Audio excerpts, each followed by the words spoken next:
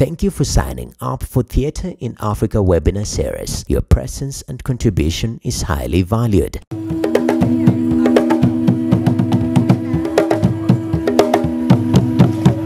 International Theatre Festival, an annual theatre festival that celebrates Kenyan theatre and also stimulates artists and audiences by bringing international acts from across the world to showcase theatre and also to interact and experience other cultures from around the world. It has been a fulfilling experience, growing each year, trying new things, experimenting with new activities and new ideas. It actually creates opportunities for us to network further and get other opportunities. You're coming to watch performance, you're coming to learn new culture, you're coming to interact with other people and create networks, know what others and where they are in terms of theatre, their productions, their technique. Above all, it's in Africa and we just love Kenya. It's a beautiful country. Welcome to the last episode of Season 1 of Theatre in Africa webinars. Here are some highlights from the previous webinars. I can start with the recent festival I did. For me to run like a few online live stuff, I had to go to use a conference hall, but again, I was limited to 30 people in a hall that sits about 5,000 or 3,000 people. The fact that theatre, arts and performance has not been held and regarded as highly as you asked, as you know, your medicine, your law, and all the other professions.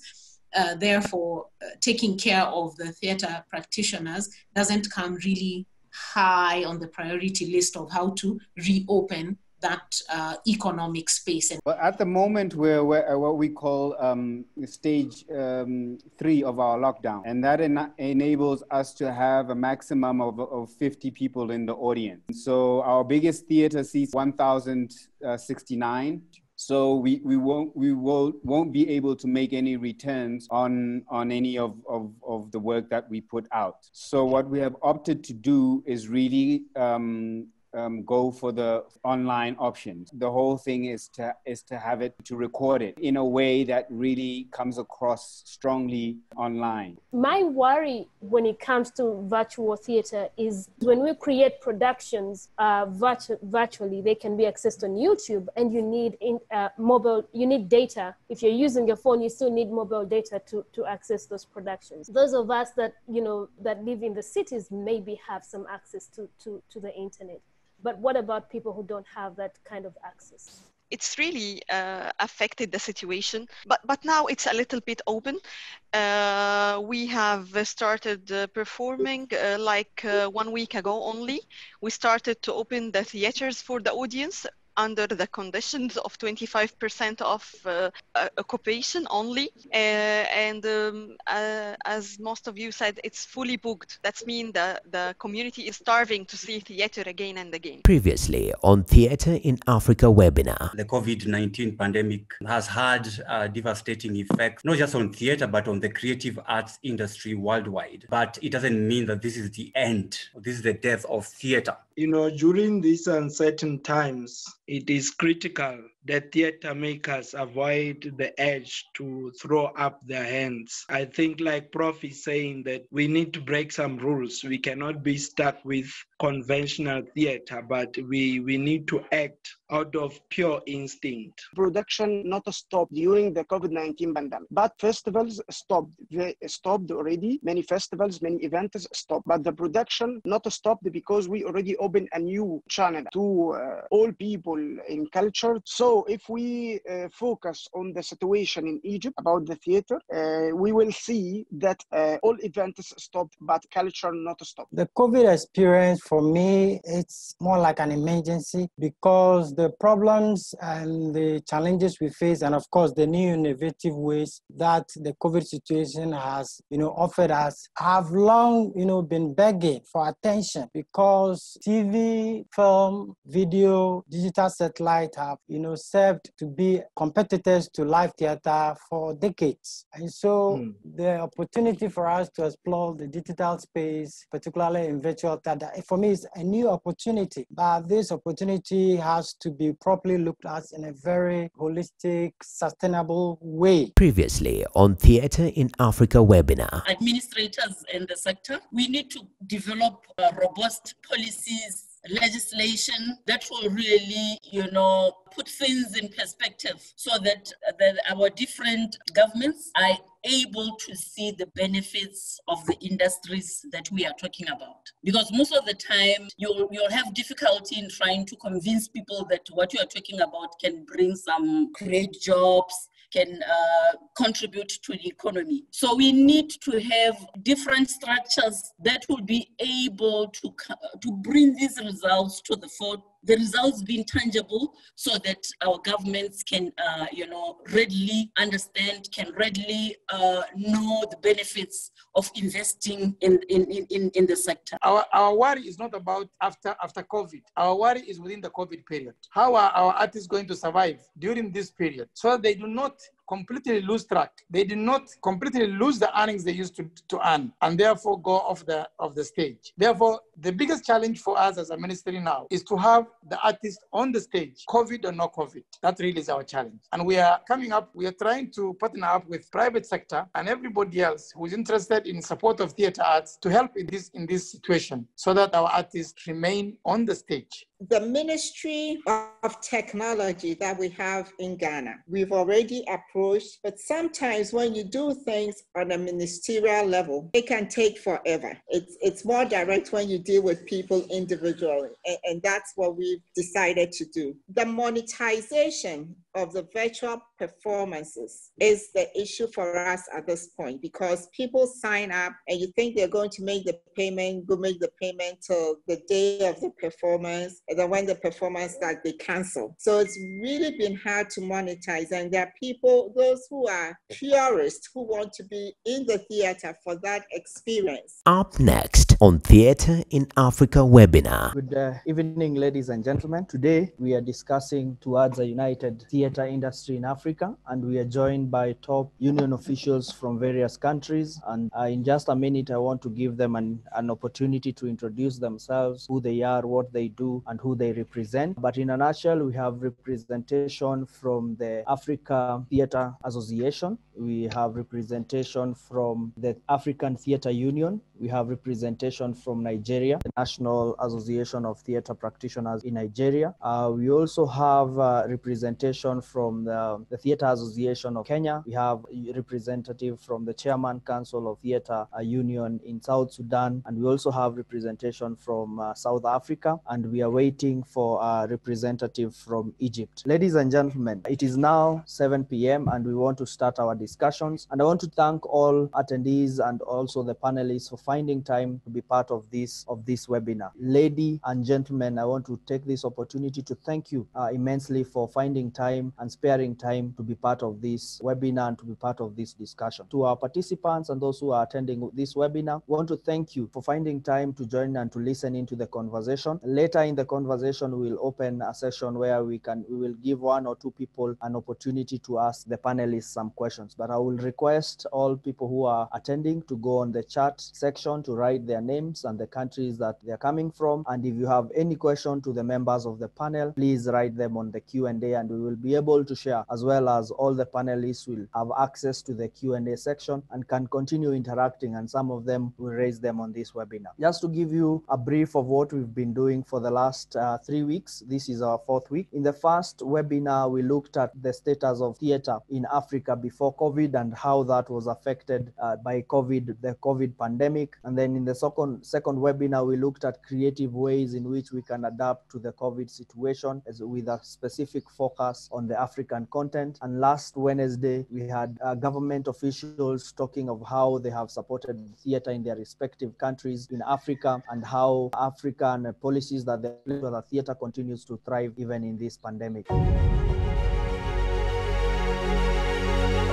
Our topic today is towards a united theatre industry in Africa. Our panelists are Ken Waudo, National Chair, Theatre Arts Practitioners Society; Nael Ali, Professional Actor and Director at the Ministry of Culture; Dr. Kene Igwe-Unu, President, African Theatre Association; Joy Mbewana, President of the Cultural and Creative Industry Federation of South Africa; Israel Ebo, FTA, National President, NANTAP, Member, Governing Board of National Theatre, National Troupe of Nigeria; Professor Justin Billy, Dean, College of Art, Music and Drama, University of Juba, and Chair, Council of Music, Art and Theatre Professionals, South Sudan and Africa Theatre Union Representative. Our moderator today is Kevin Kimani Kahuro, Festival Director, the Kenya International Theatre Festival and Secretary General of the African Theatre Union. Follow our conversation on our social media platforms: on Facebook at Kenya International Theatre Festival, on Twitter at KITFest_KE, on Instagram at KITFest_KE. Organized by Kenya International Theatre Festival, connecting cultures through theatre.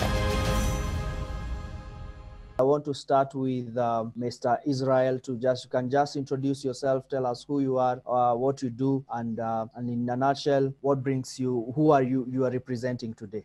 Thank you, Kevin. It's a pleasure to be here. I want to appreciate all your efforts in trying to call attention to our industry within the African continent. My name is Israel Ebo. I'm the president of the National Association of Nigerian Theatre Arts Practitioners. It's the association for practice within the sector. I'm also a member of the governing board of the Nigerian National Theatre and National Troupe. I'm a theatre director, producer, and art administrator. Like I represent Nigeria, and so I'll be speaking from the point of view of the Nigerian experience within the context of our experiences in West Africa and other parts of Nigeria on this topic. Again, it's a pleasure to be here, and we hope this will translate into something greater than just this discussion. Thank you very much, Mr. Israel. And I want to go to Dr. King. Hello, everyone. My name is Kene Igwe-Unu. I'm the president of the African Theatre Association. I'll tell you a little bit about that in a minute, but I'm also,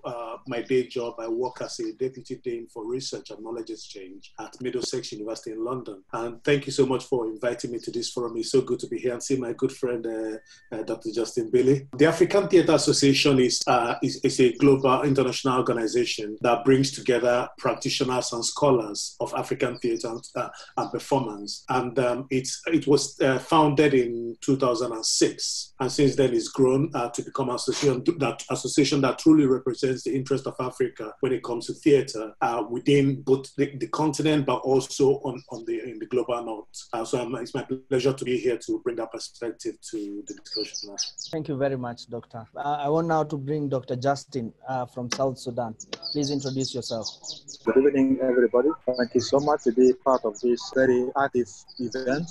My name is Justin John Billy. I am South Sudanese chairperson of Council of Music Theatre Professionals, South Sudan, and the Dean School of Art, Music and Drama, University of Juba. My profession, like working as a theatre director and choreographer, and working for using art for social and democratic change. So in this panel, I'm going to represent the South Sudan artists, South Sudan theatre makers. So I'm so happy and glad to be here and also meet my good friend Kenny. Thank you so much. So I will go straight into the conversation, and I want to start with Israel. Kindly tell us how theatre is structured in Nigeria and how the union is formed, and basically how it boils down to the national platform where you are the president. What is the level? How is theatre structured? How is the union structured in Nigeria? Thank you very much. First, I'll say in Nigeria, the theatre sector is well advanced. Of course, you will all agree with me that formalized theatre in Nigeria started as far back as in the 1940s, and it has grown in the last 35 years. It has grown to it becoming full-fledged profession in terms of practice. students. Now, I'm not referring to those who work within the academic circle, but for those who now practice theater on a full scale. And today we have a lot of professional theater companies. Of course, this has also ensured that governments come out with guidelines, policies to help structure and develop the sector. We will all agree that in the last few years, the creative sector, of which theater is part of, has become an area that a lot of governments within the African continent and even in other developed countries are now beginning to look at as an alternative source of income. Of course, Nigeria is no exception. And Nigeria, again, like I said, because the industry is well organized, and it's growing by the day in terms of the number of professional theater companies. Now, some companies are beginning to even own their own theaters, which of modern standards, all the facilities that were provided by either governments or businessmen who went into the construction of halls, mainly for businesses which did not only take theater or the entertainment into consideration, but all other aspects of social activities. But today, because of the growth and the development within the sector, we now have full-fledged theater spaces owned by theater companies that can measure up to whatever obtains anywhere in the world, both in Lagos, in Abuja, and some other cities. Again, this is a testament to the growth of the sector. Of course, the government has put in place, again, in recognition of its growth and its contribution to both economic and social development of the Nigerian nation, has put in place several intervention funds. First, through the Bank of Industry in what we call the Creative Industry Intervention Fund, and presently through the Central Bank and the Committee of Bankers in what is called the Creative Industry Finance Initiative. Now, these are all testament to the fact that theater is growing daily in Nigeria. Today, we now have more institutions of learning engaged in the training of theater practice. Again, a testament to the fact that more people are now going into the sector. And as to be expected, when we have such growth, there must be internally a structure to help regulate, to ensure that there are certain policies and structures in place. And that is when NANTAP came into being 30 years ago. Before then, we've had different attempts at setting up associations, professional associations run by the professionals themselves, which will help grow the industry and grow the sector. But with the coming of NANTAP in 1990, the whole landscape changed because we now had a voice through which we could interact and engage governments, corporate institutions, and even international organizations that operate within the Nigerian space that somehow contributes to the growth of the sector. So NANTAP is basically a professional body. It is not a union. It is a professional body which interfaces with government, with the practitioners, with the corporate world, and from time to time come up with policies to help guide the sector. Now, what we do in terms of structure is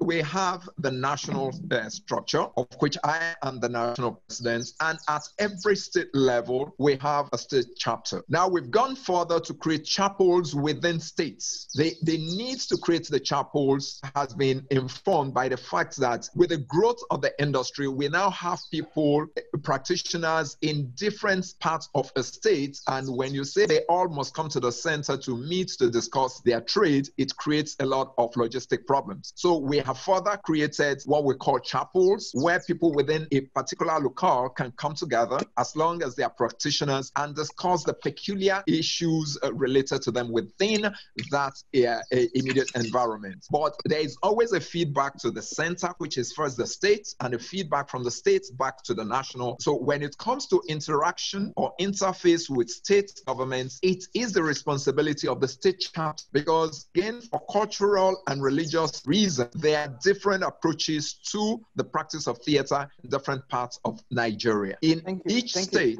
there is an understanding, and so that basically is the structure as it obtains. Our topic today is towards a united theatre industry in Africa. Follow our conversation on our social media platforms on Facebook at Kenya International Theatre Festival, on Twitter at KITFest_KE, on Instagram at KITFest_KE. Organized by Kenya International Theatre Festival, connecting cultures through theatre. Let me go to Dr. Kenny. Just tell us what the African Theatre Association is about, the structure, how you work in, and how you support theatre in Africa. So the African Theatre Association is primarily, was founded and still primarily pursues, it's about collaboration, it's about bringing practitioners and scholars together. If you look at the development of theatre in Africa, and perhaps in other parts of the world as well, there's always a very sharp division between the practitioners on the one hand and the scholars of theatre in terms of how we articulate what we do, or even how we come together to achieve common aims that we have. So what the African theatre does on the one hand is to bring those two constituent communities together, the practitioners of theatre and the scholars of theatre together, in order to make sure that we are working together to achieve things that we have to drive our sector forward. On the other hand, the other aspect of what we do is also to bridge the gap between African theatre scholarship and practice on the continent and African theatre and this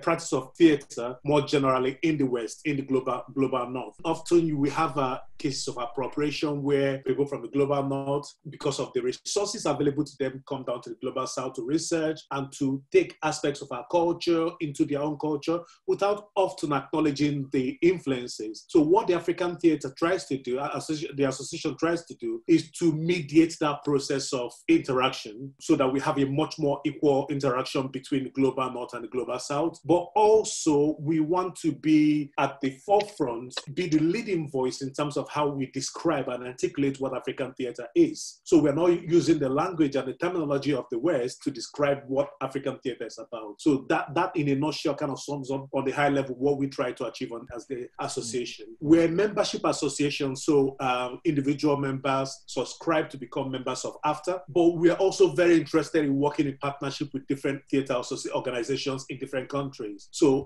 for example, our conferences is often the biggest event we have in the year, and these conferences are kind of scheduled in a way that they rotate between the global North, so America, Europe, and Africa. And as Africa, we also include the Caribbean as part of Africa. So it goes to the global North, comes back to the global South. And through our engagement, our last conference, for example, was in Angola. And we know again that apart from the divides we have between practitioners and scholars of theatre in Africa, we also have a big divide between language groups in Africa. In terms of this affects both economy and everything, and much more also culture. So for example, if you speak to the average, I'm from Nigeria originally, I live here in the UK. If you speak to the average Nigerian who is actually well educated, we don't know very much about the Lusophone Africa. We don't know very much about Angola, for example, in terms of the culture, in terms of what's going on there within the theatre sphere. We tend to know a lot about what's going on within West Africa, within South Africa, a little bit about what's going on also actually within East Africa. So it's really what our organization tries to do is to build a bridge between the different groups, the Francophone, the Anglophone, the Lusophone Africa, so that we can begin to look at our cultures much more objectively, but also see how we can work together to make sure that we achieve prominence that African theatre deserves on the world stage. So that in a nutshell kind of gives you an idea of what we try to do. There's a lot of detail where that comes from, but I don't want to hog the... We will get that. We'll get to that in a few. I want to bring in Joy. Please introduce yourself. Tell us about the association in South Africa and what you do and how it is structured. Okay, thank you very much. Greetings to all the leaders, my brothers in Africa. You are all well, my colleagues in the creative industry. My name is Joy Mbewana. I am the president of the Cultural and the Creative Industry Federation of South Africa, CIFSA in short. CIFSA is the Cultural and the Creative Industry National Sole Voice and an umbrella body for the role players and stakeholders in South African cultural and creative industries. It is registered as a non-profit organization, and our goal is to unite, recognize, sustain, and create job creation and safe and regulate cultural and creative industry in South Africa. And it functions, our core functions is policy making, standards create and policy lobbying for the industry, mediate and arbitrate for and between its members as long as among other industry stakeholders. And we create platforms for consultative forums to discuss information sharing, research, decision making, networking, leadership development, program development, implementation, and strategic planning. And we are a representative body for a social, political, and economic interest and the rights of the South African creative industry role players. We are a vehicle for transformation, protection, and preservation of the South African creative market and its assets and its legacy. And we are a shield and a coordinator. As I indicated, we make policies that govern the industry, and we are a body of the organized sector-based organization in South Africa. We are an independent organization, self-directed, self-sufficient, and separate from government. We are self-ruling, separated from government. It's our affiliate. It includes even our funders. We are not an extension to government, but we are a strategic partner to government when we talk about the issues of the cultural and creative industries in South Africa.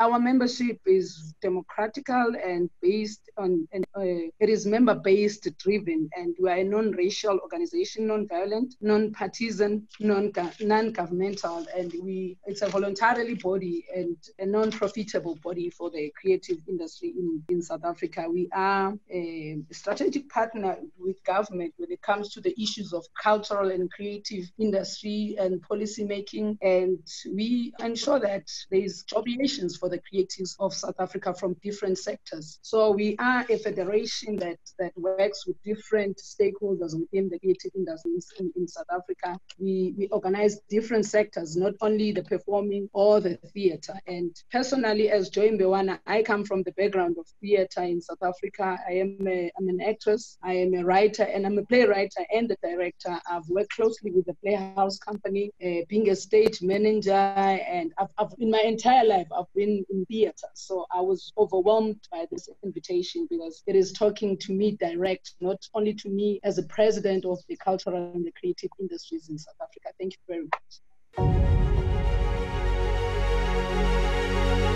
Our topic today is towards a united theatre industry in Africa. Follow our conversation on our social media platforms, on Facebook at Kenya International Theatre Festival, on Twitter at KITFest_KE, on Instagram at KITFest_KE. Organized by Kenya International Theatre Festival, connecting cultures through theatre.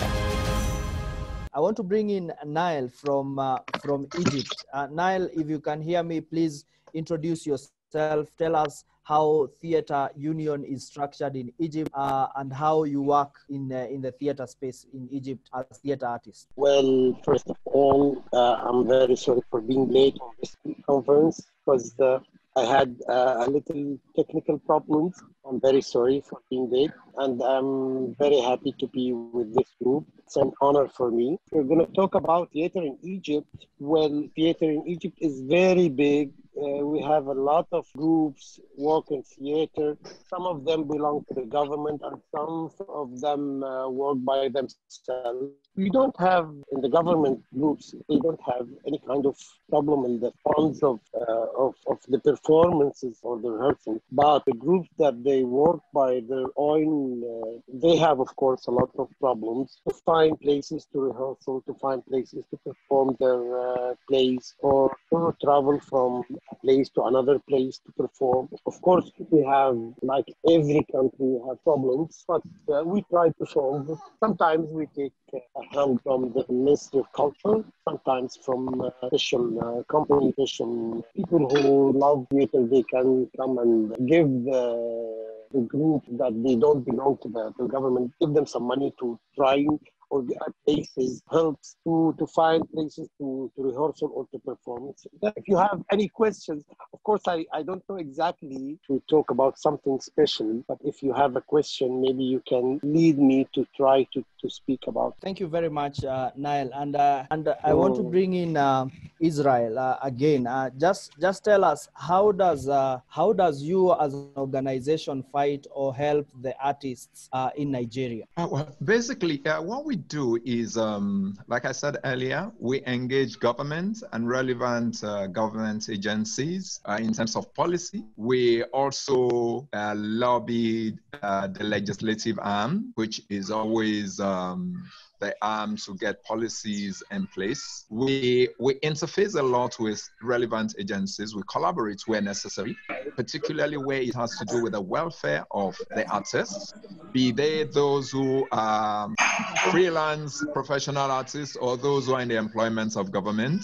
We also, from time to time, interface with the corporate world on behalf of the sector in trying to get them where necessary to support through funding, through intervention where necessary. Now, these basically the key things that we do, but also we try to create a welfare platform for our members and practitioners across the nation, such as insurance, health, insurance against death, injuries, or periods when they are unable to perform due to one reason or the other. These are some of the engagements that we get ourselves involved with on behalf of the practitioners and the sector in Nigeria. We intervene on a lot of matters from time to time. Thank you very much. I want to bring in Dr. Justin Billy from South Sudan. Kindly tell us how you're representing two unions today. Just tell us about the council in South Sudan, how it works, and also tell us about the African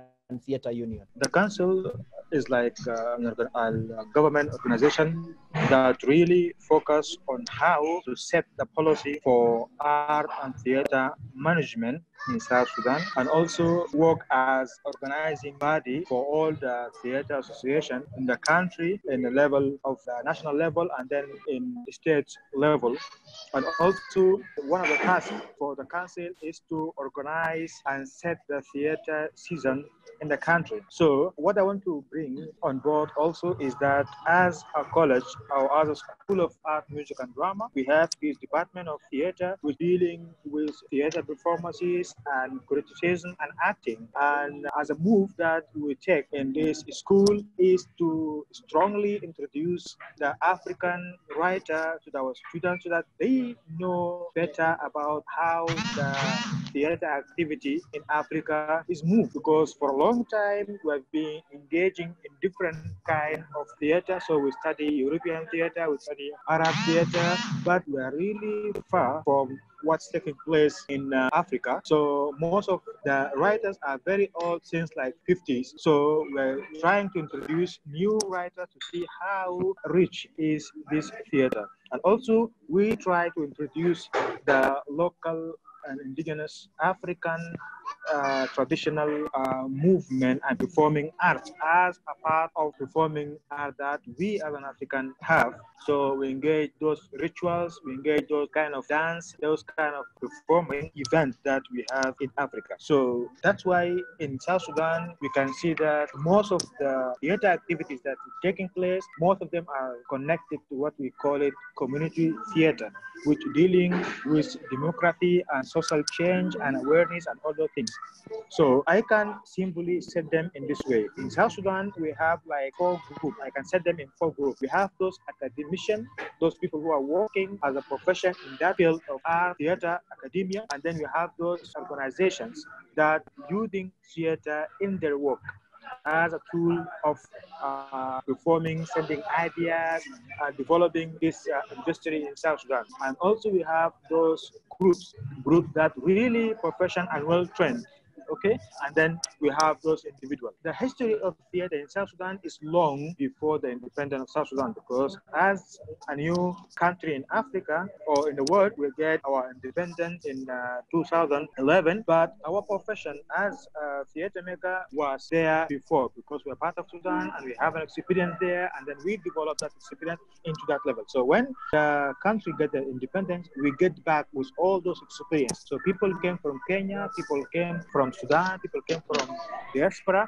So all those experience come together, and now we as a council, our task is to rejoin those experience, to reset exactly the new identity that we have, because people come from different countries with different experience, with different forming experience. But now our work as a government institution that deal with theater, South Sudan, is to reorganize and reset those artists that we know exactly where we came from and where really we're heading to. That's why I think helping with those people who are like really settled in theater, okay, that will help us as a new country is to how to lead this new industry in South Sudan as new state. And that for me is the really challenge that we face. Thank you. And I want to ask you now to talk about the African Theatre Union.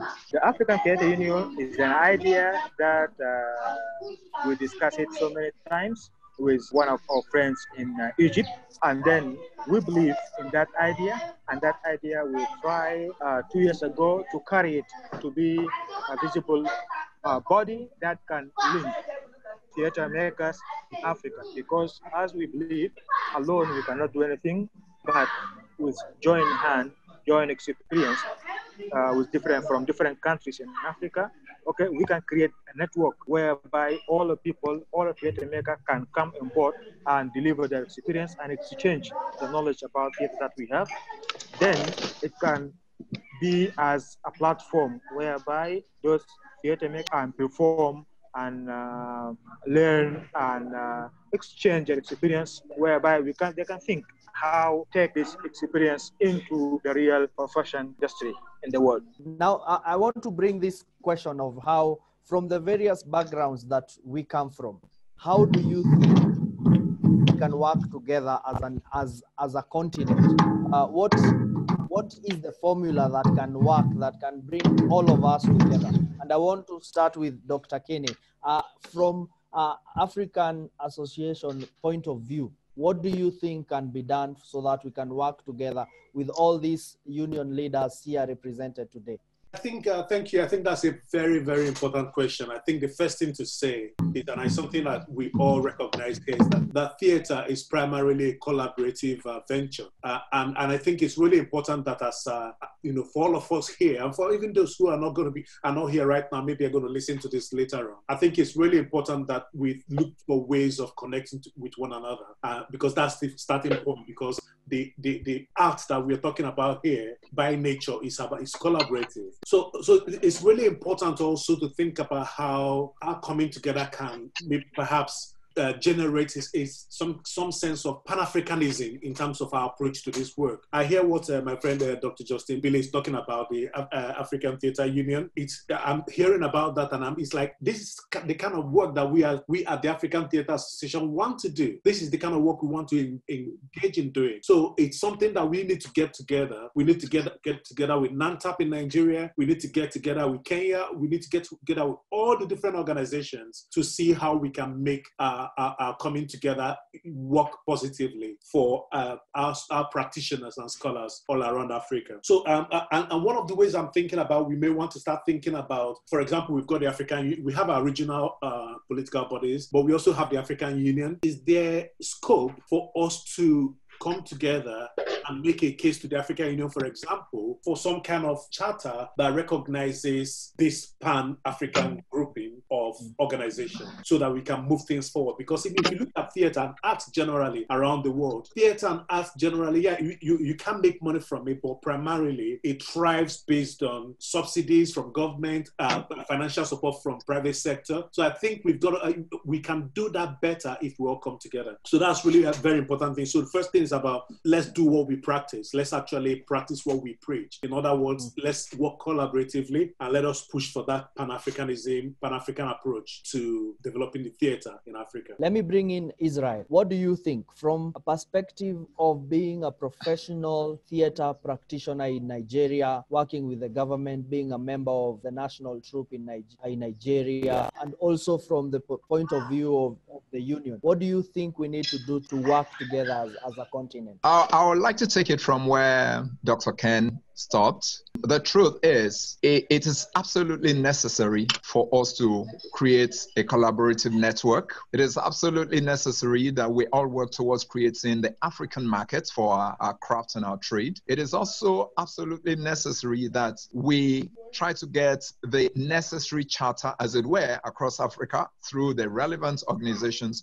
for such a body to begin to play the role which it will be able to play. Now, I also think above all that all the individual member states need to get their own countries involved. Now, because what we're trying to create here is, if it does succeed, is to create a large African market which we can all access and which also helps us to work across borders seamlessly. Now, for us to be able to do that, our individual governments must have a buy-in, because what makes any collective to succeed most of the time is the political will and the political structure. Now, we can only get such political structure whether we come together and we approach the African Union through the input of our individual governments. So it is a must that as individual unions operating within our own local spaces, where we have a voice to our respective governments, we must start the process of getting our irrespective governments through the relevant cultural agencies and ministries and departments in our irrespective countries to have a buy-in into an African Union for theater. That is the only way that we will grow beyond where we are at present. That is where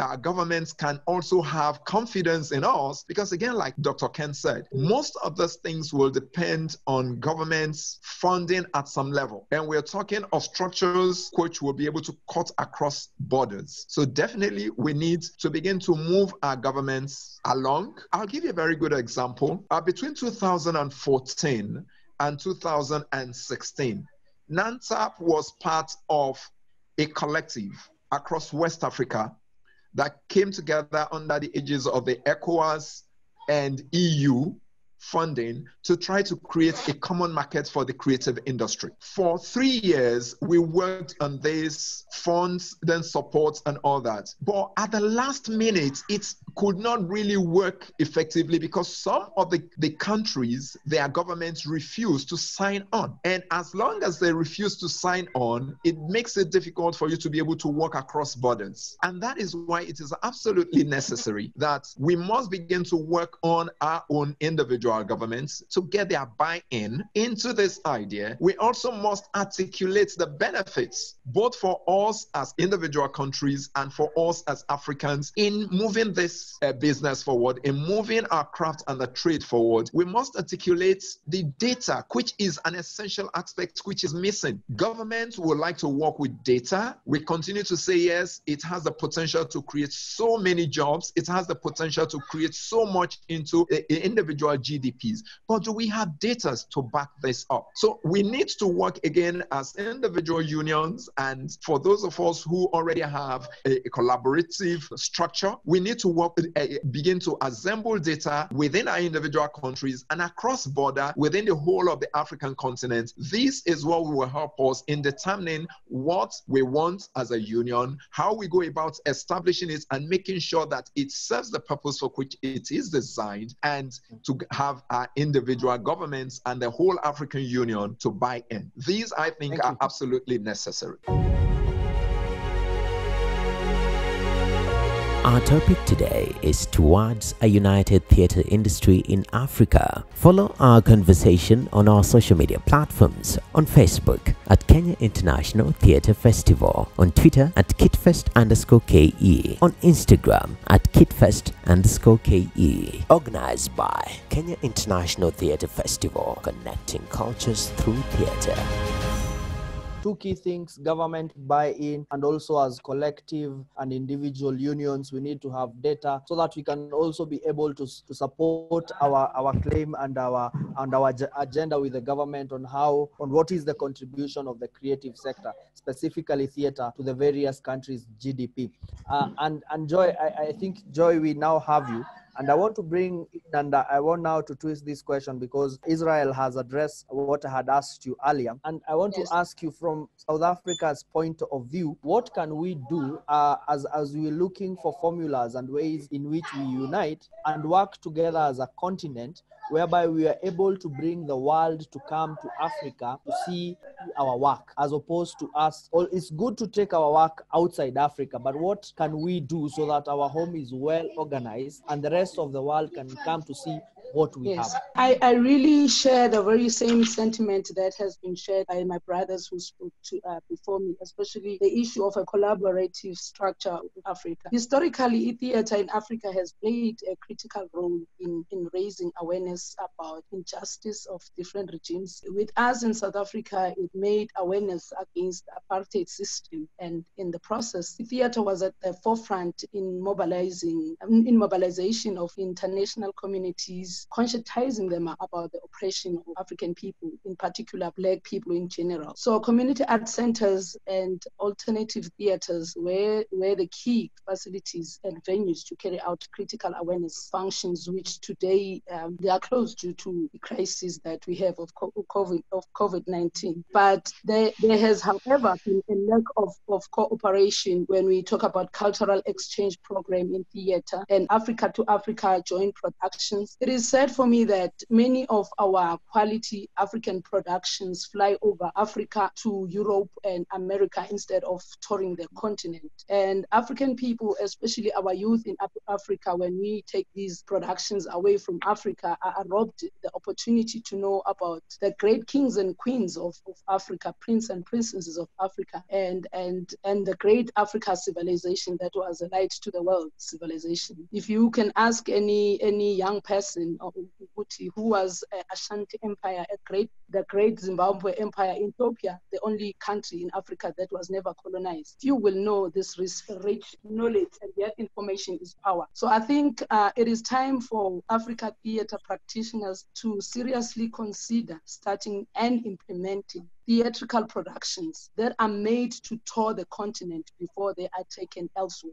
And from these engagements, I think it is also time that as African theater organizations form partnership like a twin city sister, and forge strong theater relationship that will promote stories of Africa. And there are many great books about Africa that are written, and those books, they can also be adapted into productions and even performed in different universities. We have NEPED, AU, but nothing is said about theater, yet this is such a powerful weapon to the continent. I think as different organizations, as unions, and we need to have a theater producer and a director seminar that will lead to a joint production. And these days, technology allows us to even have a virtual theater festival during Africa Month, for example, in May. And I think that is the start of us trying to promote our works and trying to tell our stories as African. And I don't want to mention what has been said, but the government intervention and lobbying government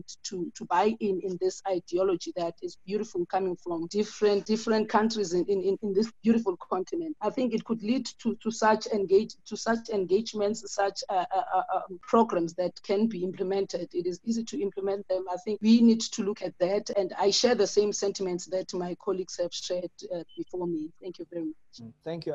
And I want to check if Ken... I'm so sorry, guys, to introduce myself quite late. My name is Mr. Waudo Ken from Kenya, Nairobi. I am the current chair of the Theatre Arts Practitioner Society of Kenya, that is TAPS. I'm also a chairman of the Comedian Society of Kenya. I'm also a member, executive committee member of something called TASC, which is the Arts Society of Kenya. I am also a member of the Creative Economic Working Group in Kenya. I'm also a member of a task force was formulated to try and change some legislation in terms of governance of our cultural center, which is the Kenya Cultural Center Act. I'm also a director at Heartstrings Kenya Ensemble, which has been there since 1996, doing a little bit of theater in Kenya. And I'm also part of the production team of a TV show called Churchill Show, which is a comedy performance show, probably the biggest around here. I have been following quite keenly, and I like what Dr. Kene has proposed, and I'm very, very much cognizant with that. Kenya, we're a bit slow. The question of unity has been quite elusive.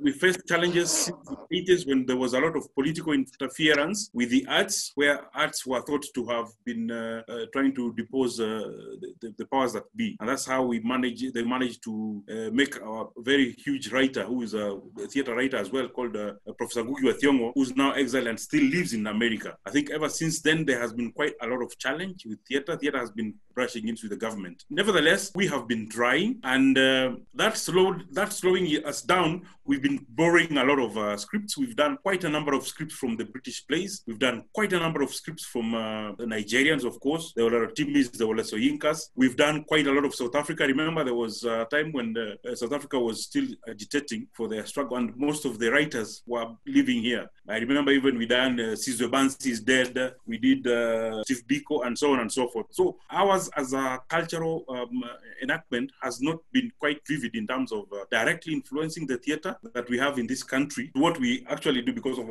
all those suspicions. So it was quite comfortable for us to do a Nigerian play, an Ethiopian play, a South African play, a British play, as opposed to a Kenyan play, and they were not there at that time. So, the question of trying to come together as a unit has been, like I said, quite elusive. I think TAPS could be the 20th or 30th association that we could have around as theater. And how we've managed to survive for the last 3 years, me as the chair, is because we try to bring a lot of hope, a lot of different language, and trying to keep as cool as possible. Because Kenyans are very well informed, they're very talented people when it comes to acting. Just because theater was not as a good economic venture as the actors would have wanted, most of the people that were vibrant in the 80s, in the 90s, and the early 2000s as actors and actresses are now gracing a lot of TVs, a lot of films, and that's why we're doing quite a number of huge films around this country. We are doing quite a number of TV programs that are very huge, and theater now is left to what is quite popular is what is we do for schools, which is called set books. Given that they have examinable subjects in literature and in Swahili, both Swahili and English, that require them to really be conversant with them. So the theater practitioners have come into that, and they have been doing those set books, converting some of them which are not plays to plays, and those are very popular because now the audience is quite huge because of the students that are national within the national outlook. So hearing from what I'm hearing, the rest of the members, you're quite advanced, and we could borrow quite a lot from you. And Kevin might be able to facilitate probably that someday these guys can come around just to give us a talk, to make us believe that it is very, very much possible within ourselves that we can actually be unionizable and have a good front at that. Because that's the biggest challenge we've been having. Our topic today is towards a united theatre industry in Africa. Follow our conversation on our social media platforms, on Facebook at Kenya International Theatre Festival, on Twitter at KITFest_KE, on Instagram at KITFest_KE. Organized by Kenya International Theatre Festival, connecting cultures through theatre.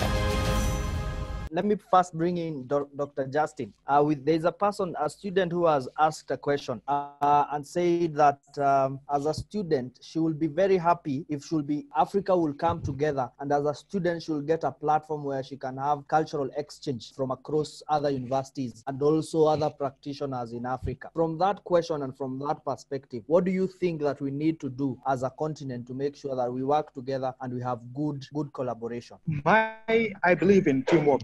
And I believe in network, okay, because that's how people can exchange, use experience and all this. But the challenges that we face as a theater makers in Africa is that the policy, the art policy in Africa is very poor because we are, as artists, we are not engaged in decision making when people are setting the policy of culture and theater. That's why we are like very green and out. If you see the East African policy, it's just like a half page, even NIBAD and the African Union. So we're very, very tired because we are out of that process. But what I believe in is that the joint research, joint project, exchange visit will help that we organize ourselves, we learn, and then we set our vision, what exactly we need. And then we as an theater maker in Africa, in different countries, we can set our ideas and then introduce it to East African community, to African Union as a body that we really think that who we are and what we want and how we can raise our idea and plans into the high level whereby people can listen to us, because individually it will be difficult for us to introduce ourselves and to make those leaders listen to us. But as a body, as an initiative that a lot of theater makers from different countries come together, develop that idea and think about their future, I think people will listen to us. And then we can introduce ourselves, as Dr. Kenny mentioned before, into that level of the leaders that we as people, we have this profession, so we see ourselves in this future, and that's how we can contribute into the nation building across the continents, because we don't know each other. Okay, we have to know each other first, and then we have to get in contact with each other, and then we have to do this collaboration, because for me, I get to know Kenyan theater and Ethiopian theater after 2012. But before that, Nigerian and Senegal theater was well organized and well introduced to Sudan by then, because it's really, really a lot. And even South African theater, okay, we did a lot of work on that. But the other theater, other countries are really green for us. And now it's a time for us, okay, that we come together, we join hands, join project, exchange views, and meet several times so that we can find a platform whereby can raise our voice into that high level, whereby we can achieve our goals in a very, very, very short and a very strong manner. Yeah, I would say I'm very happy, first of all, for this platform, because this is one of the few fast ways that we can actually be able to be seen to be coming together. And I'm throwing the challenge again to Dr. Kene, who seems to have an association that has the word Africa within it, that he makes sure that we have such consistent conversations so that we can understand each other, we can be together. Those that are a bit challenged because of one way or the other, like we are, we can be able to learn from the others. And also the other association can support us. But from Kenya perspective, this is a very keen thing that we would want to be part of. We would want Africa to have one voice in terms of theater. I don't know if people here will agree with me that some of the best actors, even in Hollywood, come from Africa, and those are the ones that have managed to really muscle their way through. But you see, if we are together as a big country called Africa, I am so sure the talents that are here are quite immense, quite big, and could make as bigger platforms, as bigger showcasing, as bigger voices as much as possible. Because even when from those countries that are a bit suppressed in terms of not having cohesive structures when it comes to political, theater is almost a strong culture that can influence even a political thinking. It can influence a social thinking. So sometimes in some countries, and we have to agree, Africa has a small democracy. In some countries within Africa, this looks like a conflict. It looks like we are competing for maybe political space or social space, and yet we just want to make sure that the culture is a bit vibrant, not necessarily the old one, not necessarily picked from Europe, but our own that is quite developed within the means that we have within the spheres that we have. So I want to say, let's do a resolution. Let Dr. Kene keep uniting us, and let's foster for a unity. We are ready even today, immediately after this. We give you our email addresses. We say this as a resolution. Kenya has just joined, and we are together. Then next week we do something again, and then the week after, then the week after, until we are a strong, formidable force. Thank you, Ken. And a part of where we're moving now into as we move into the second hour of this webinar, is where we want to have absolute resolutions of what we are going to do. And just from, as we think of the way forward and of the resolution, I want to bring in Dr. Kenny and Israel. And last week we had an engagement with government officials, and there was a proposal of an African theater circuit, because it will be cheaper for us to have theater performances across Africa. And I can see one of the panelists for last week is listening, Madam Ami Apia. And just to throw this question to Israel and Dr. Kenny, do you think this is possible? And if yes, what is the next step that we need to do? Let me start with Israel. Okay, thank you. I think it is possible, and I want to appreciate all the contributions from Kenneth and everyone. It is possible, but it will take me back to my earlier contribution. Data. Now, we cannot create a union, a circuit, or whatever out of nothing. There must be a structure which will sustain that. And those structures, we need to build them individually as countries, and then we connect all the structures that we've built into a network across Africa. How do I mean? The question you asked, for example, was someone, a student asking if it were possible for her to be able to do residency across Africa. Now, this is beautiful, but can I go, for example, and access data, information on theater seasons in Nigeria or in Ghana? Can I go online and access information on theater companies or groups that have residencies? Of course not. If I want to do that about the Western world, it is very easy for me to identify a theater that provides a platform for me to be in residency and sharpen or share ideas with them. So back to structures, we need to build the structures. Again, back to governments, because the truth is most unions in Africa are poor from a financial standpoint. Unlike in the Western world, where you have a lot of institutions who have grants for the arts, grants for theater, grants for research into theater, grants for dance and all that. We do not have such in Africa. And so most of the time, whatever we do is on pay-as-you-go basis. Now, you cannot sustain such a structure of trying to organize a circuit without the structure in place that will sustain it both financially and in terms of logistics. Because for that to succeed, it means we need to move them from country to country. That way we share ideas. That way we understand the culture of each country better. How many of the unions in Africa will be able to host that? How many of the countries in Africa, I mean the governments, will be able to sustain that?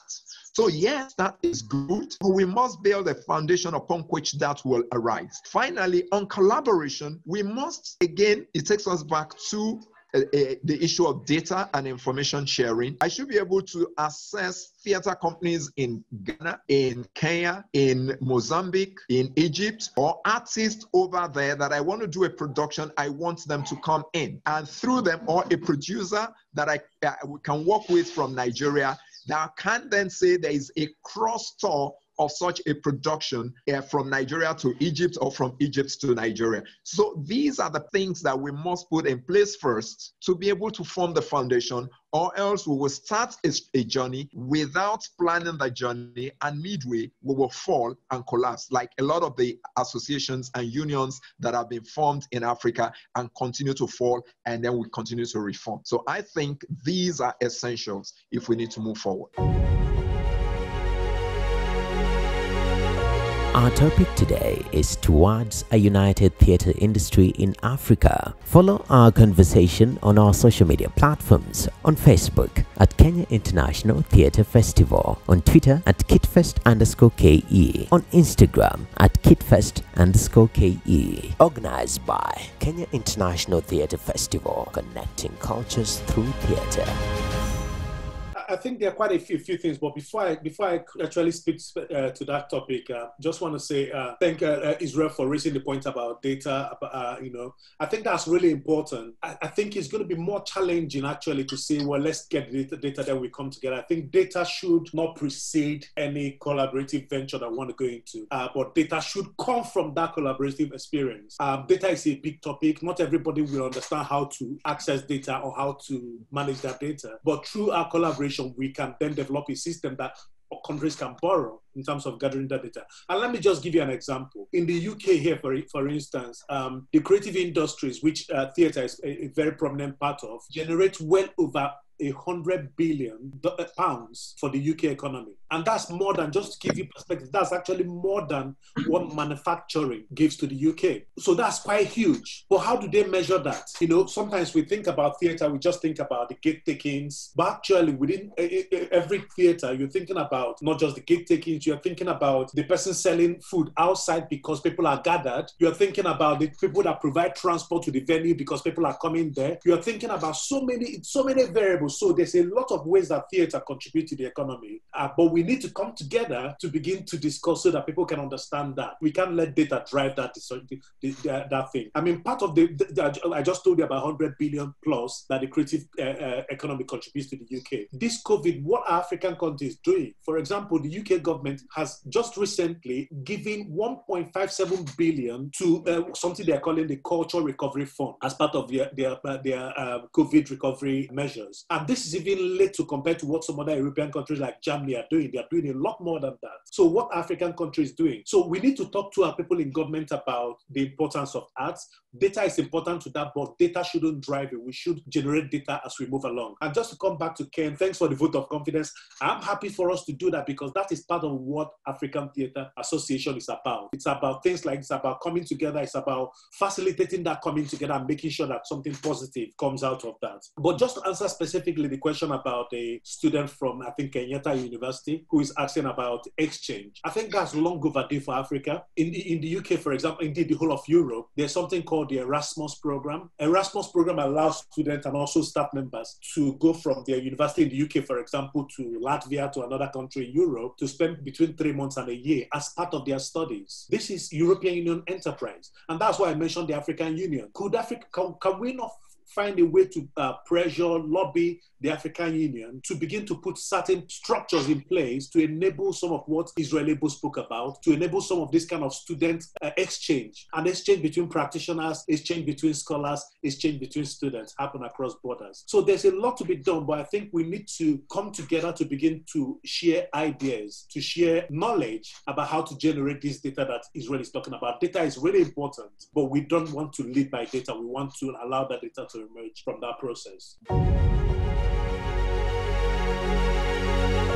Our topic today is towards a united theatre industry in Africa. Follow our conversation on our social media platforms, on Facebook at Kenya International Theatre Festival, on Twitter at KITFest_KE, on Instagram at KITFest_KE. Organized by Kenya International Theatre Festival, connecting cultures through theatre.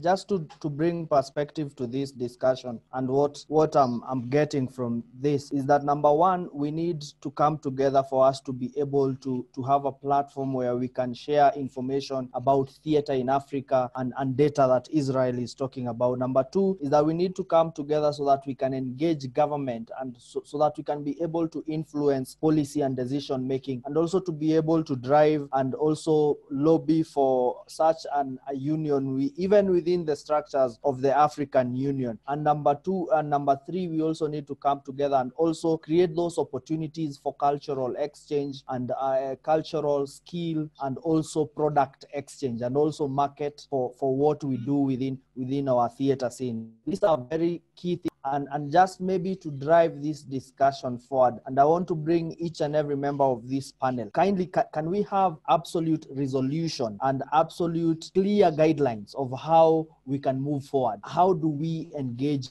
beyond here? I think this will be very critical for us, so that after this webinar, we start engaging, we start formulating a way forward and how we can start. And I want to start with Dr. Justin and then go to Joy. Yeah, okay. Thank you so much. Draw the attention to what called Move Africa, which is a fun program that fund to facilitate the movement of artists within the Africa to attend festival, to perform, to exchange experience. Because I've been part of it like 5 years ago when I went to Zimbabwe for that. So they fund my travel. So I think we really seriously, it's not as difficult for us to decide right now what we can do, but as the demand, as a need for the people to talk and exchange. I think there is a lot of festivals, conferences that take place in Africa. So individually, we can share and manage to go there and exchange and develop the idea and set the meeting whereby people can make use of those festivals as a platform where they can come and discuss, and then from there we can take the things forward. But I support the idea of coming together, discuss and talk and set exactly what we need for the future. Joy? I'll start by commending you for bringing us together like this, because this is a start of chanting a way forward for all the theater practitioners in Africa. Most of the speakers, we have agreed in one thing, that it is important that we organize ourselves. We should start by organizing ourselves and look at ourselves as bringing in all these organizations and have one federation for the African theater practitioners. And then we can always continue to engage and have our mission and vision, and then that could be that will lead us to programs that we can all present to our government. As I'm here, my government in South Africa is aware that I'm here. The deputy minister has been here and mentioned everything. So it is important that we unite Africa. Let's just remember that as creatives, our role is also to make sure we build our nation. It is social cohesion, and there is no better weapon than the theater itself. Our point of departure should be us organizing ourselves. Remember, government works with organized formation, and we have a very powerful structure that has programs that will capacitate the creatives in all the countries, programs that will upskill all our members, programs that will assist in collecting the data of all, as one of the speakers have said, the data of all the practitioners that we have within the theater space. And also, I think it is very important that we will also do our research and look at the challenges faced by different theater formations within the country, and then be able to come up with resolutions of how we can help each other. Because with information sharing, I might have a challenge that they do not have in Nigeria, and Nigeria might have a challenge that we do not have in South Africa. But with me coming from South Africa, for example, with us in South Africa, we've got beautiful infrastructures when we come to theater, and we're still looking at, we had an engagement yesterday with the minister where we're saying that art centers should not only be in the cities, it should also go down to the rurals, so that we start by developing arts from the rural areas up to the cities, so that we are avoiding young kids migrating to the cities where it's not comfortable. Then we can look at so many things that are really affecting Africa and come up with solutions. Those solutions should be our programs that will also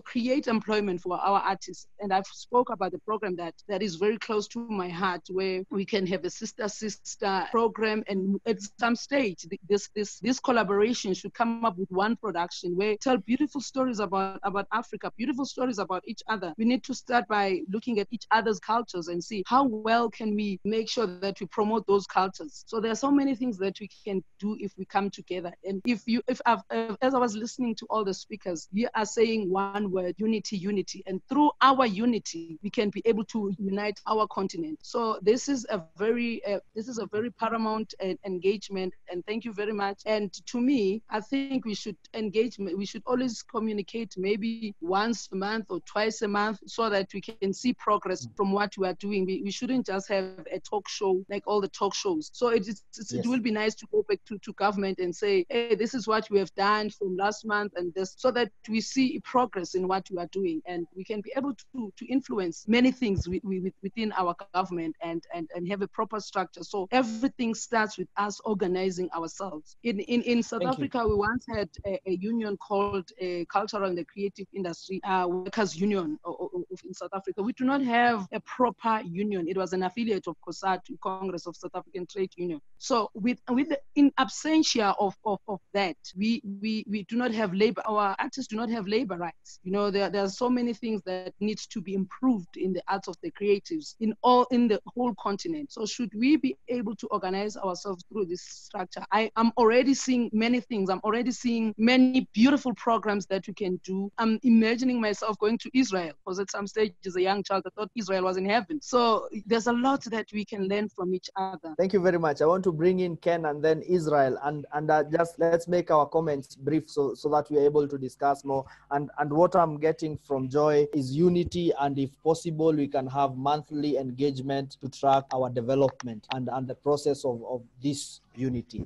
Thank you, Ken. Yes, thank you so much. I think the most practical thing for me, as much as we are talking together and we have the unity call, the question that you asked about what we can do practically, for me would be the aspect of communication. This is part of the communication, what we are doing with the webinars. We could also have the WhatsApp groups. We could also exchange our email addresses and compound them into one space so that the communication can be constant, because this is the initial one, and I'm so sure we are banning. There's a lot of banning things. We want to do this, we want to do that. But if we give it a time scale that might be too long, probably a month or so, we might easily forget. So my suggestion is we immediately after this, we have our email addresses compounded into one. We have our phone numbers to form a WhatsApp group specifically to discuss whatever we want to come up with. And then thirdly, we also need to find knowledge material about, especially when we talk about the African Union, given that it's a very huge unit, which I want to say it's a very huge political unit. In its 2006 Africa Renaissance Charter, it was very clear, putting across that, yes, we want to support the arts in this way or that way. Then there was the Dakar Plan. I think there was also the Nairobi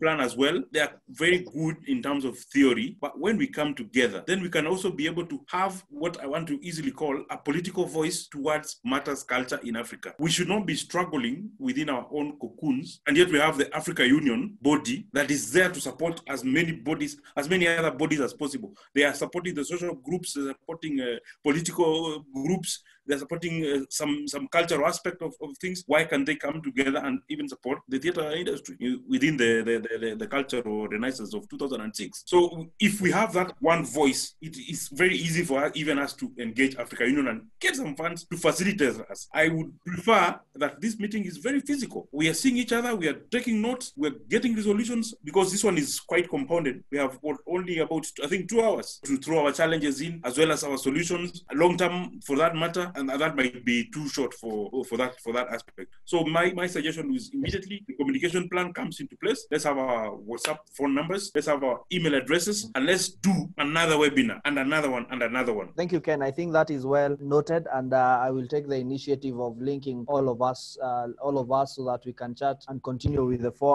constant communication. And just to mention to Point's comment, I think there is a special branch that was set by the African Union, which the Kenyan president is part of that committee that is supposed to make 2021 the year of the arts in Africa. And that is an African Union resolution that was passed in the last summit they had in Addis Ababa. This is the perfect opportunity to engage them. And as our president being part of that panel, I think we will take the initiative to see how we can be able to lobby for that. So what we are saying is that we need to come together, have one voice, so that we are able to chart that communication and be able to lobby government, because that is a key component that we need to bring on board. Our topic today is towards a united theatre industry in Africa. Follow our conversation on our social media platforms: on Facebook at Kenya International Theatre Festival, on Twitter at KITFest_KE, on Instagram at KITFest_KE. Organized by Kenya International Theatre Festival, connecting cultures through theatre. I want to come to Israel. What do you think we need to do immediately? What are some of the actions that we need to take? Very briefly, because of time. Okay, thank you. First, I want to align with all the suggestions made by Ken. Absolutely, these are necessary, creating a group where we can continue to engage. Individually, I also believe that we need to begin to reach out to our respective governments to get them informed of this drive. We need to begin to bring them into the loop from the beginning so that they know that something is happening across the African region. I want to suggest that beyond the group, there is the need for us, if we're going to identify maybe once a month, we need to begin to continue to meet like this beyond the WhatsApp platform, the email addresses and all that, where we need to begin to discuss progress. We need to come up with ideas and moving forward. And I also want to propose that we begin to identify people to help drive within the regions. West Africa, for example, we need to reach out to more of the countries, the associations associations. So let's identify people within all these regions to help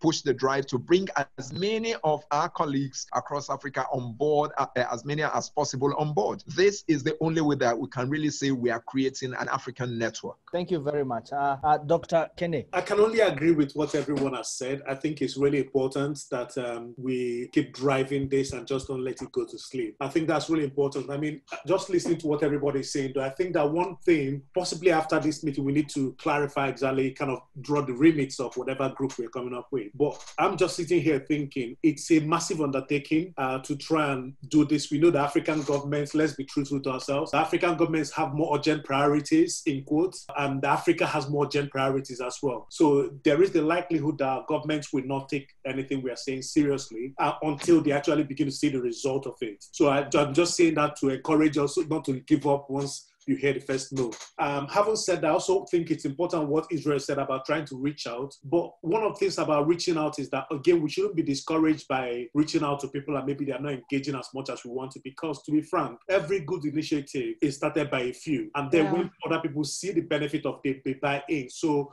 it would be great to have all the African countries involved, but as we begin to scale up, as they begin to see the effectiveness of the group, then I believe that more countries will want to buy into it. The last point I want to make is that I think it's really important that we think very carefully about the remits of what we're trying to do, because it sounds to me like we need to share practice. So we need the South African to see what the East African is doing, to see what the West African. I think that's really important. But I think that's something that we're asking for, something that require a lot of logistical support and financial support to enable. And I think that should be a kind of a second phase process, because the first phase is really coming up the collective of organizations and people who will drive the agenda in terms of policy, in terms of setting up not the physical infrastructure, but in terms of the kind of infrastructure that will enable the group to function, such as recognition by the African Union and things like that. So it's really thinking about a policy drive, first of all, to recognize the unity of African theater and to enable us to collaborate and share ideas. And we can help with what even specific national agendas in terms of the theater within different nations. And then maybe a second phase, we start thinking about sharing practice. Actually, even though I'm talking about it as a second phase, there's no reason why it can't happen as part of the first phase, in that people who are part of this group can, okay, for example, I've met Kenwado for the first time today. If there's something he's doing in Kenya, he could want me to be there to bring a group, or I could want him to bring a group here, or Israel may want him to come to Nigeria to be part of something NANTAP is organizing. So that can happen at an informal level. But in terms of the group formally doing that, I think that would take too much of our energy and potentially actually, break the group not too long after, because it's a lot. If you don't get the finances to enable that to happen, you're just going to give up. But I think we need to first of all push for policy and push for recognition, push for that infrastructure to be there to recognize what we're trying to do. And then we can push for the second phase, which is a formal exchange of practice. Thank you very much. And at this point, I want to bring in a few people who may want to comment, some of those who are attending. And of interest, I would want to bring in Ami Apia from Ghana, who is the executive director of the National Theatre in Ghana. From a government point of view, so that she can be able to tell us, is what we are discussing possible? And as a member of the National Theatre, is this thing possible? Is it possible for us to lobby government? Will government be willing to listen to what we are proposing? This has been a very interesting conversation. I think that from what we talked about last week, it is really exciting to hear the excitement in this conversation. And I do agree with most of the things that have been said here today. I think that governments are really difficult to engage, but we have to engage them. Over here in Ghana, we have a forum, an advocacy forum called the Ghana Culture Forum, and they have been doing the advocacy for us for a couple of years now. But every now and then, that forum is given a political identity so government doesn't have to deal with them. There are always issues surrounding that, but that doesn't mean that we should stop the conversation. On the issue of data,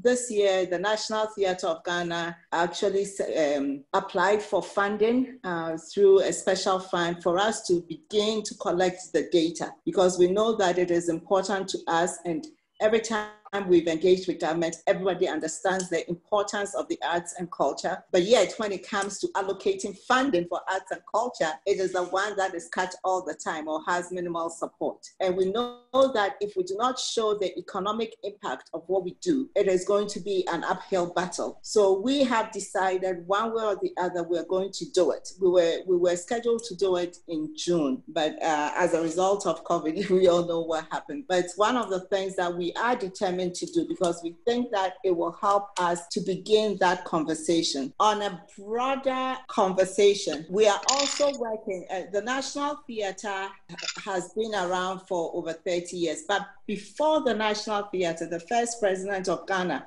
actually established a professional dance company and a symphony orchestra. That was then migrated to the National Theatre when it came together, and then a national drama company was also formed. However, in the new dispensation, where now the ministry is the Ministry of Arts and Culture, there's a creative arts segment, and whenever the creative arts conversation comes up, everyone in theatre is excluded from it. So we're beginning, that's why I'm saying that engaging government is always difficult because sometimes you take 3 steps forward and then you take 2 steps back and you have to go back again. But that shouldn't be a deterrent to us. I think that we need to pause, we need to push this forward. The more they hear from us, the more they are likely to listen to us. There is power in numbers. And I'm really excited that we all agree that we need the emails, we need the phone numbers, any kind of communication, so that when we're doing presentations even within our countries, we can call to the larger body for support. Because once they know that this is happening in Kenya, this is happening in Nigeria, this is happening in Sudan, all of a sudden these positions set up. So we need this forum. We need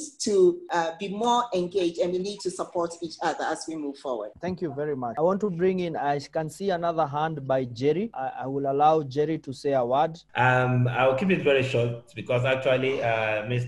Ken Wado and Dr. Kenny also already mentioned the things I probably would have been talking about. But in addition to that, let me just quickly say, when we talk about reaching out to some, Mr. Israel, my president, actually talked about reaching out to some other part of Africa, mentioning West Africa. I think, and as mentioned by Dr. Kene about creating those, substructure on which this would actually stand, I think as we create the database, we should look at and picking, if you don't mind my word, some very important personalities, practitioners who can help from each of those regions, so that you are able to deregulate this work and assign responsibility to people, so that while you are doing the central work, there are some other persons within the region who are helping to pull together people within the respective region and to the central pool, so that if we have this data collection,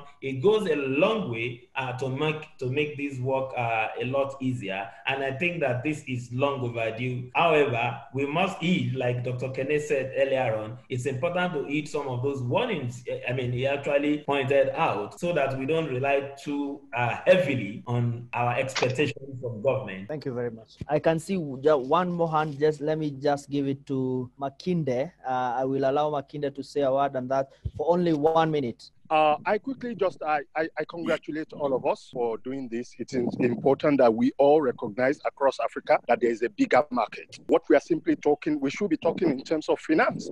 What we are doing now is helping Africa to expand the market and to be recognized by that. If we don't speak their language, we need first and foremost, apart from engaging our individual government, this is the time we need first and foremost to engage African Union. Because in African Union, all of these things are there. There are departments for all of them. They may not be functioning because the professionals are not coming on board. Now that we have realized that part of it, before we go to the one that we begin to spend so heavily, we need to engage African Union head on, right to them. It is about structure first and foremost. If we don't create the structure, our data will amount to nothing. But it's important. The data is the market we need to sell. So we need to keep it jealous because that's what they want to get from us, right? Until we start learning how to speak the language that they understand across Africa.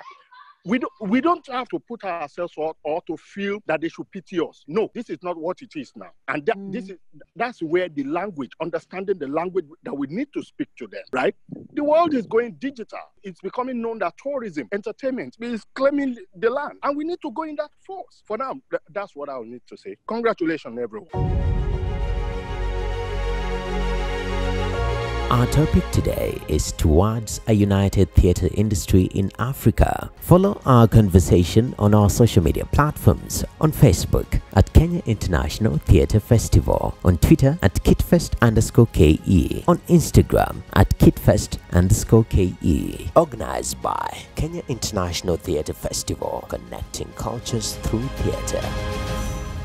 Just now, I want to, as we've heard what some of our attendees their take, just in our conclusion, in our closing remarks. I'll start with Dr. Kene. In our closing remarks, what is your take on all this? Having said that we need to come together, communication, structure our implementation and our way forward in terms of phase 1, where we are doing the establishment, the engagement, and also policy framework and pushing government, and then phase 2. In your closing remarks, what would you say? I think there are a lot of things I can say as part of my closing remark, but I'm just going to limit it to, kind of where I can see the agreement heading to. I think I just want to echo some of what we've said here, that it's really important that we keep pushing through with this agenda, that we find the next opportunity soon to progress this conversation that we started, to see where we can get things to. I actually agree with some of our participants, what Jerry said about,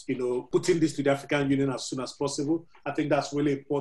But before, of course, we put it to them, we need to make sure that we understand we are saying the same thing effectively. So I think it's really important we carry on that conversation. And on behalf of the African Theatre Association, I'll say that we are happy as an organization to help drive this agenda. We are happy to facilitate some of the conversations as well. So we're open to that. So do get in touch and let's get things moving. Thank you very much, Dr. Kene. Let me go to Israel. Well, let me just say here that what we need to do is to make sure that the impetus which we've gotten from today does not peter out. We must continue to keep the fire burning. And also, I want to let us all know that we must recognize the fact that this is a long journey. So we must be prepared to take it on, where this is not something which we're going to achieve in a few months or in a few years. But I want to believe that as long as we are consistent with what we're doing and we continue to drive at it, each time we'll be seeing gains, and at the end of the day, we'll be able to achieve set goals and objectives. The most important thing here is we must continue to this conversation. We must continue to do the groundwork individually towards achieving the desired goal. Thank you very much. Ken? Yes, I would like to say, I don't know who said this, but he said, if you want to go somewhere, go alone. But if you want to go far, tag along all these people. So for me, first of all, let's congratulate each other for being here and agreeing to the union call. It's a pity the North Africa guy, North Africa beat. I think he developed some challenges. The guy from Egypt was what I can see. I see South, the part of South is here, the part of West is here. I think Dr. Ken is diaspora, if I'm not wrong. So for me, it is a very welcome move. We are very happy. We must be committed towards that. Yes, there needs to be a lot of things that need to be discussed. I don't know. I want to propose, because Dr. Kenneth seems to be having a vehicle already that we can join on board. I don't know. That's just my suggestion, and I'm just saying it with a lot of loose sensation, just based on the unity call that we are talking about. Because I'm burning to see all of us being together. I like even what the participants have been saying. They are all in unison towards the uniting, the uniting, the us coming together. Let us celebrate our strengths and our diversities, and also let us also be very candid with our weaknesses, because for the union to survive, there's a lot of adversaries, there's a lot of challenges, there's a lot of issues that are already underlying before we embark. So for me, I want us to we begin by celebrating our strength, we celebrate whatever we have achieved so far, and then we also work on our weaknesses. That's what I had wanted to say. Thank you very much. I want to bring in Joy on your closing remarks. What would you say? Mine is going to be very short. Let's implementation. Thank you. Implementation. Thank you. And thank you very much as the Cultural and the Creative Industry Federation of South Africa. We are very happy to be part of this progressive engagement, and we are ready. We are ready to work. That's the only thing that we want to do. Want to work, and transform the lives of creatives in South Africa, in Africa as a whole, and transform and also change the status quo of Africa. So we are ready, and let's work. Let's implement everything that we have discussed, and the programs that are here. That everything is here. Let's implement. That's all we are saying.